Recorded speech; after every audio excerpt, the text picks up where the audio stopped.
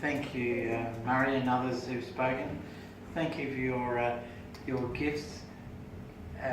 I'm sure. I hope it's not a picture. But I suppose that attempted sense of humour and daddy jokes that Rachel rolls her eyes about. Thank you for the chips. I thought, I didn't hope that'll be a sign that they really do love me.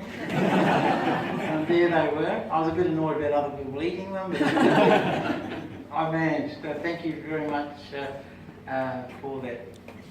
I've met some very dear people here at Lighthouse.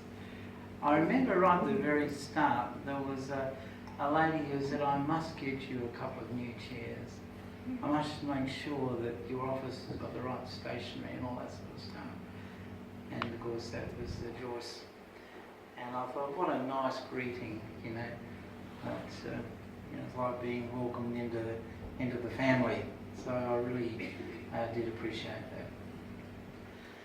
Vicky, of course, has stood by me and through thick and thin. And I'm not so thin, but but there has been some difficult times and continue to be so. Murray has been a dear friend to me, and I guess the strain of things has shown in recent times, and we've been somewhat distanced, and that's saddened me greatly too, because he's a good man and a godly man, and he does seek God's will. Christians sometimes disagree, but that doesn't break the fellowship. So Murray's prayer for the church was particularly heartening. Thank you, brother. And he actually still worked out how to do the oven without me. It's just, sometimes another people shows up and tries to interfere, and Murray suddenly thinks, that's that button, your prayer. So that was good too. It was just a little bit of fellowship along the way. I guess all along I've, and Vicky, I think quoting John Stott, said that in the church at Corinth, the church was in the world as it ought to be. The trouble was that the world had crept into the church as it ought not to be. I can almost use that as a personal testimony. That's been the problem in my life, that the world has been in brine as it ought not to be. So in coming as a pastor, I think one thing I was determined to do, a couple of things actually. One, I wanted to make sure I faithfully taught the scriptures. In the past, that either I had heard the wrong thing or refused to hear anything else. You pick up falsehood and you run with it, either because you like it, or people perhaps you're misinformed. But I think probably a bit of each. And I'd end up thinking that the Christian life was easy and that God would make you happy at all times. So when the going got tough, I gave up being a Christian, I don't know, for 20 years or something like that. I don't know how it was. But God in His mercy drove me back to Him. So I was determined that I would preach nothing that I knew didn't sort of work, if you know what I mean. I wasn't going to promise people happiness all the time if that's not what the Bible promises.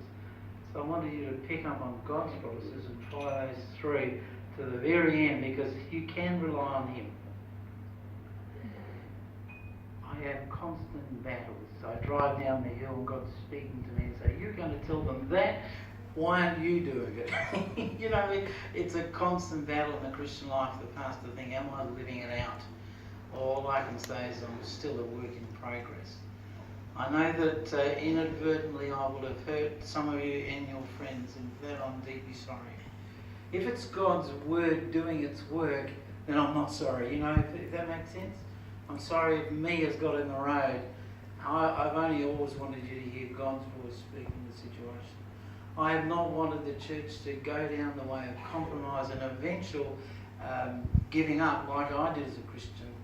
I wanted to see Lighthouse being a lighthouse. Not a light that shines and keeps people away, although you want to keep people off the rocks, I guess, but a light to shine out also and attract people to Jesus. I just wanted to preach my final sermon now. Another pastor said to me, on my last days, I'm going to tell them what I've been wanting to tell them for some time. And I thought, do I want to do that? No, I don't. I simply want to tell you what I've been telling you all along, because nothing's changed. And I have no sort of axe to grind in that sense. But just listen to 1 John chapter 3, just a few verses. How great is the love the Father has lavished upon us, that we should be called the children of God. Children of God. We have to remember that all the time, whether we go to a different church or we have arguments with someone, we have to say, hang on, I'm a child of God and so is this person with whom I'm in conflict. Surely there's a way of God's hand that we can work through that. Anyway, that we should be called the children of God, and that is what we are. The reason the world does not know us is that it did not know Him. Dear friends, now we are the children of God, and what we will be has not yet been made known. But we know that when He appears, we shall be like Him, because we shall see Him as He really is.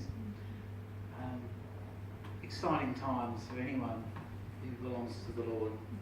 So thank you again for this feast, these gifts, most of all for your friendship and fellowship in the Lord. And may God's spirit of grace and truth, of His forgiveness and the power of His Spirit be with you into the future. Thank you.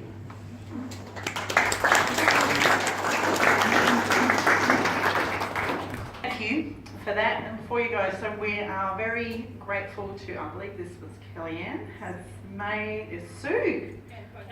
Okay, lots of people have been baking, and there's a delicious cake here. So would you guys like to cut your farewell cake? It's farewell for Brian, Jenny and Rachel, and we're sad that she can't be with us today, but you can pass on our love to her as well.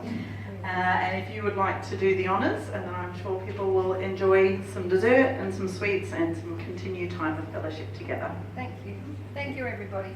That's it. That's it.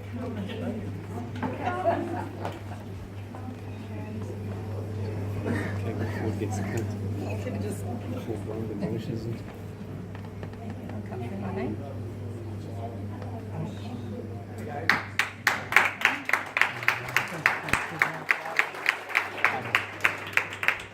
Getting married all over again. There you go. Years ago. There you go. So continue to enjoy Thank each you. other's company and